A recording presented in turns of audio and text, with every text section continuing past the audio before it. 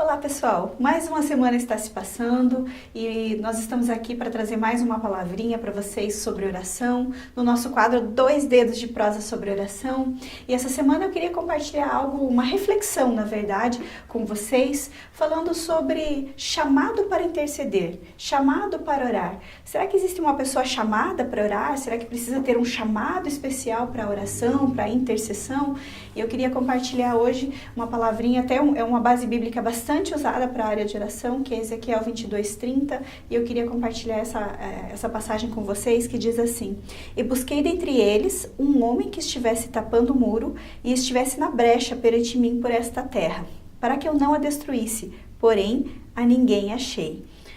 Quem é o intercessor?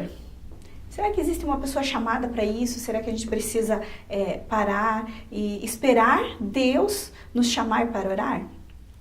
Especificamente, será que Deus precisa falar, você é intercessor, você tem um chamado para interceder?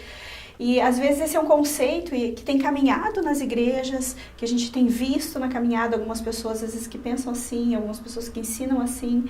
Mas quando nós passamos a olhar na Bíblia para os grandes homens de Deus e quando a gente passa a estudar e falar sobre os ministérios de cada um, nós podemos observar algumas coisas importantes, que eles eram profetas e intercessores, eram mestres e intercessores, né? Eram estudiosos, né? Intercessores, eram líderes intercessores, apóstolos, mas eram intercessores, eram homens de oração, né? Então eram sacerdotes, mas eram homens de oração, eram homens que intercediam pelo povo.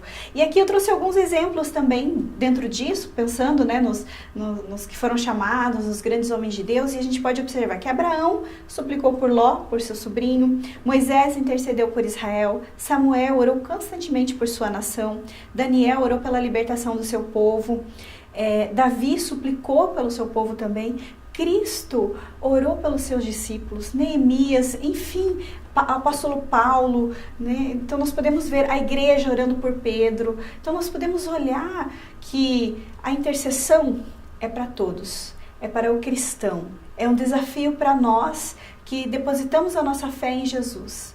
Então nós temos falado disso no nosso quadro, sobre a importância do relacionamento com Deus, da nossa vida diária de oração. Então não existe um chamado específico. Existem algumas pessoas que se identificam melhor com o ministério, com o desenvolvimento do ministério de intercessão na igreja, mas o chamado para orar é para todos. E Ezequiel 22:30, uma coisa que me chama a atenção é que ele fala assim: busquei dentre eles um homem que estivesse se colocando pelo povo.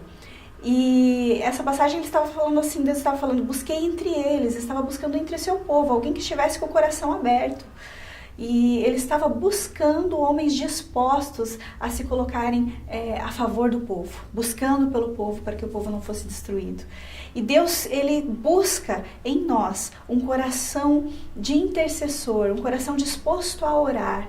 E ele não está falando assim, Moisés, interceda pelo povo, estou te chamando para interceder pelo povo. E às vezes a gente espera isso. Não, Deus está buscando entre o seu povo pessoas que estejam com o coração aberto para orar e para se colocar, para buscar pela nação brasileira, para buscar pelas pessoas que estão precisando, para orar pela sua igreja, para orar pela sua família. Nós precisamos apenas ter um coração disposto a se colocar na presença de Deus. E ele está falando aqui, busquei entre eles um homem que estivesse tapando o muro, que estivesse na brecha perante mim por esta terra, para que eu não a destruísse, porém a ninguém achei. Que essa realidade que está em Ezequiel 22:30 seja contrária hoje.